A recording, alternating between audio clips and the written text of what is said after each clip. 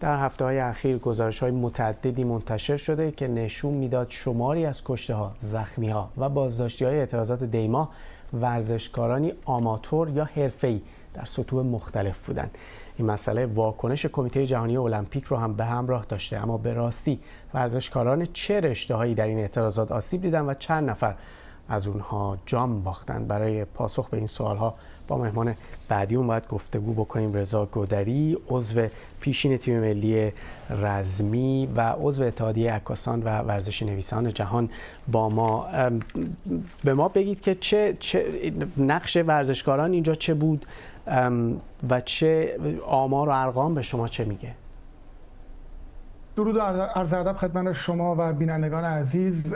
تا کنون و از زمانی که اینترنت در ایران وصل شد و از داخل کشور به ما از طریق سورس هایی که داشتیم دیتاهای مهمی رسید، ما تونستیم در دو فهرست در واقع کشته شدگان، یک فهرست 80 تایی و یک فهرست 124 تایی تهیه بکنیم. صدها ورزشکار زندانی تا به دیروز که آخرین آپدیت ما بود در فهرست جا داده شدن. تعدادی از اونها در خطر اعدام هستن، تعدادی ناپدید شدن. اما در مورد فهرست کشته شده ها که چیزی بود که ما بیشتر روش تمرکز کردیم، 124 ورزشکار در جریان اعتراضات فقط دی‌ماه کشته شدن.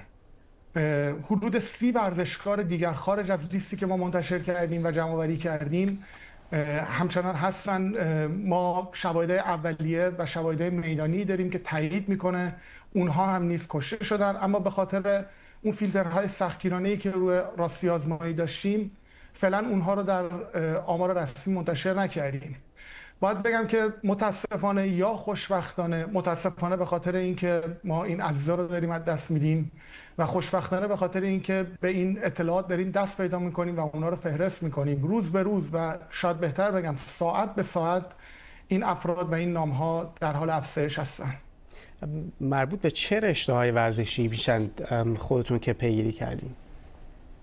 ببینید تنوع رشته ها فوق العاده بالا بوده، یعنی در 124 نام این تنوع واقعا یک چیز عجیبیه، ولی بیشتر این ورزشکارها از ورزش‌های قدرتی یا استقامتی یا هنرهای رزمی بودن، از جمله کشتی، بوکس، تکواندو، کاراته، MMA و ورزش‌های رزمی دیگه.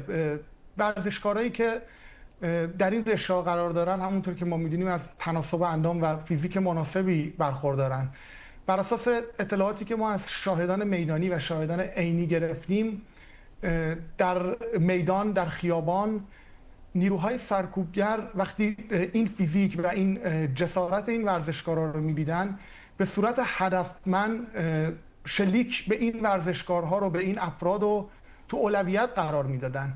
به عنوان مثال ما مسعود ذات‌پرور رو داریم که قهرمان 2 دوره پرورش اندام جهان و مربی نامی کشور بود و در رسانه‌های متعدد جهانی ازش یاد شد. کشته شدن این دوست عزیزمون واقعا خشم جامعه و ارزش رو برانگیخت. و در مورد بازداشت شده ها از این جامعه ورزشی ایران چه میدونیم؟ آیا آماری از اونها هم دارید؟ نمیتونم به درس قاطع بگم که چه تعداد هستن، اما آمار بازداشت شده ها بیش از 100 یا 150 نفر، اون چیزی که تا الان ما بهش رسیدیم هستن. به خاطر اینکه فشار نهادهای دولتی به خانواده ها بسیار زیاده و اینکه حتی افرادی هم که کشته شدن تحت فشار بودن. ما گزارش‌های موثقی داریم از خانواده اونها یا بستگان درجه یکشون که مجبور شدن برای تحویل گرفتن جسد فرزندشون ایشونو بسیجی معرفی کنن یا در مواقعی برگاه پزشکی قانونی امضا کنن که نشون میده بیماری زمینه‌ای داشتن یا ایست قلبی داشتن. اما چیزی که میتونم به ظرف قاطع بگم در مورد بازداشتی ها اینه که بسیاری از این افراد هیچ گزارشی ازشون نیست. یعنی ما وقتی با خانواده تماس میگیریم اونها هم اظهار بی اطلاعی میکنن. احتمالاً تعدادی از اونها کشته شدن، تعدادی از اونها که در بازداشت کشته شدن متاسفانه یا جنازه هاشون تحویل داده نشده، یعنی به خانواده تماس گرفتن گفتن که اعدام شده یا کشته شده، اما همچنان جنازه رو تحویل ندادن یا درخواست پول کردن.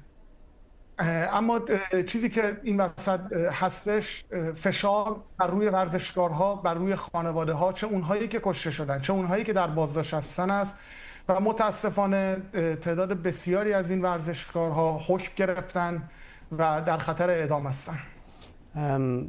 خودتون به هر حال که دارید الان اینها رو ثبت میکنید، چه استفاده ای از این مسئله میخواید بکنید؟ یعنی هدفتون چه هست؟